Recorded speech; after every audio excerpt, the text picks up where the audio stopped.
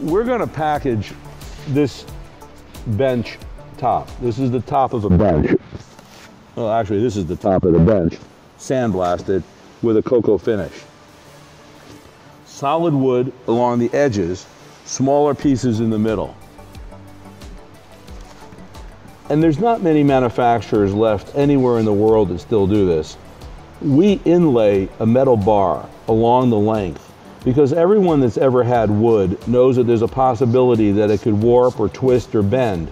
And we recognize that, and that's why we guarantee our work against materials and craftsmanship for at least a year, because I can't control every piece of wood because it's an organic product. So therefore, we do what we can to minimize or mitigate future problems, and these steel bars go into a lot of our tables to keep them from bending or warping or twisting. So we've done everything for you. We've created the nuts to receive the bolts for the legs. We've done an inlay of the metal to keep it from warping or twisting or bending. And of course, we finished this piece with a polyurethane blended lacquer that we import from Japan that protects the wood against rings and things like that. Those moisture rings that you hate on the top of your table, our tables tend not to do that because of the way we finish them. So every one of our tables, benches, etc., comes in a white cotton bag.